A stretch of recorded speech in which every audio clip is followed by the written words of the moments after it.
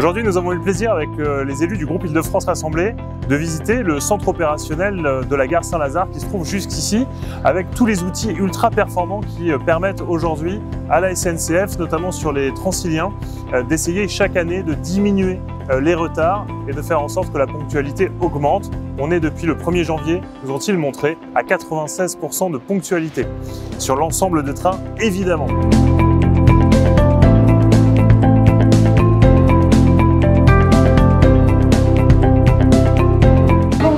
C'est vraiment top ces trains. Moi, j'ai rien d'équivalent dans mon secteur. Les Franciliens, mais ils sont géniaux. Même quand à l'extérieur en été, là, dans la canicule, tu avais 40 degrés à l'extérieur, tu rentrais là-dedans, t'avais qu'une seule envie, c'est... Parce qu'ils sont quoi? Ils sont aérés, enfin, pas climatisés. Carrément. Exactement. Combien de technicentres en Île-de-France, vous sauriez me le dire? Quinzaine. Quinzaine? Ouais.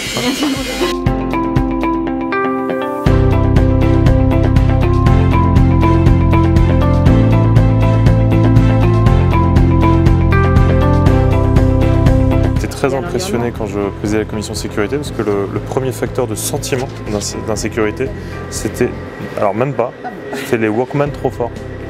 Ah oui? Sérieux? Ouais. La musique trop forte parce que ça générait une espèce d'angoisse de j'ai envie de lui dire de baisser, mais j'ose pas parce que j'ai peur qu'il va se passer quelque chose.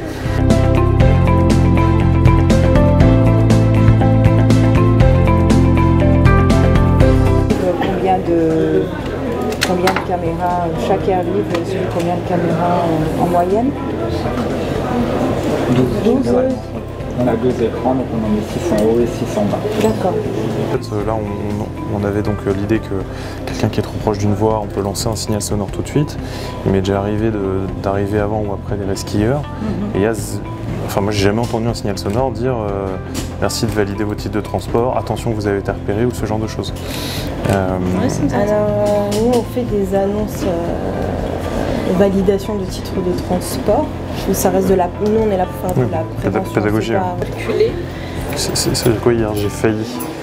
Alors, j'ai failli, par exemple, c'est... On a l'impression que j'ai échoué hier, monumentablement. Non, ça, c'est vraiment le point sécurité.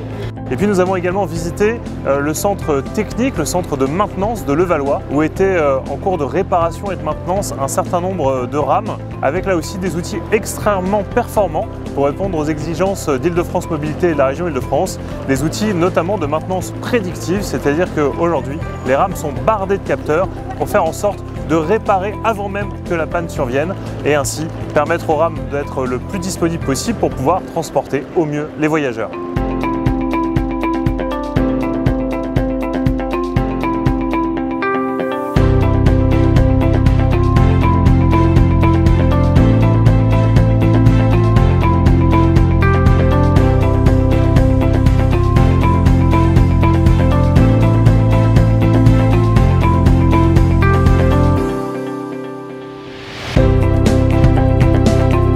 Et là, sur celui-là, vous arrivez de fait à intervenir en fosse et sur le toit en même temps, en fait. C'est ça. Et vraiment pris. Voilà. Il y en a un peu plus loin, c'était que de la fosse, pour le coup. Il y avait pas les... Ouais, on a encore une voie qui n'est pas encore équipée d'accès de voiture.